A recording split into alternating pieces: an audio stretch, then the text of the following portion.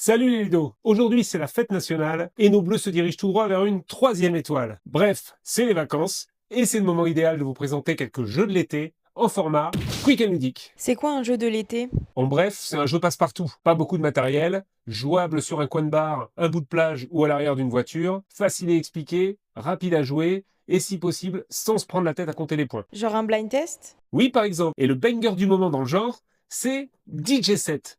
Dans DJ Set, il faut trouver ni le titre, ni l'interprète de la chanson. On vous donne un thème et il faut trouver le mot ou la phrase qui s'y rattache dans la chanson. Par exemple, si le thème c'est pays et que vous entendez là-bas au Connemara de Sardou, la réponse c'est l'Irlande. Et ça, c'est idéal pour jouer en voiture. Il y a des jeux où faut dessiner? En dehors de Pictionary et Esquisser qui restent des incontournables, il y a le redoutable Très Cool. Dans Très Cool, tu vas aussi faire deviner un mot en le dessinant, mais tu devras absolument passer par les pointillés déjà présents sur ton ardoise et qui vont pas te faciliter la vie.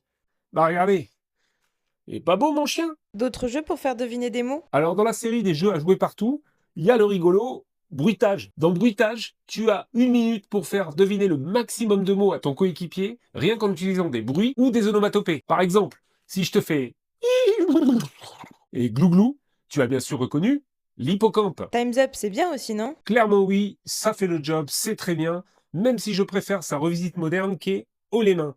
Dans Haut les mains, vous allez devoir vous coller des cartes sur le front et votre coéquipier va devoir vous faire deviner leur contenu en utilisant la mécanique imposée pour le thème.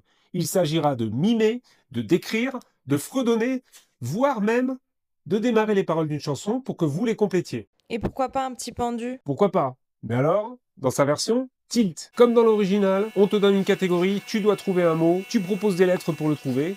La petite variante, c'est que si une lettre n'y est pas, plutôt que de te pendre, on doit te proposer un indice concernant le mot et commençant par cette lettre. Plus tu trouves de mots, plus tu auras d'essais pour le dernier mot final, le super banco, avec les lettres que tu n'auras pas encore proposées. Moi en vacances, j'aime bien les Yatsé. Alors je dois te proposer le fils spirituel du Yatsé et du jeu vidéo Balatron, à savoir Miams. Toujours des dés, toujours des combinaisons à réaliser, mais avec les bonus récoltés, tu peux à chaque tour acheter des cartes qui vont te conférer des pouvoirs supplémentaires. Ajouter un lancer de dés, ajouter un dé supplémentaire à ton lancer, doubler les points rapportés par certaines combinaisons. Bref, beaucoup plus fun et beaucoup plus joueur que l'ancêtre. Ça va faire une sacrée valise, non? Oui, c'est pas faux. D'autant qu'il ne faut pas oublier les classiques du genre trio ou mouton-mouton que je vous ai déjà présenté.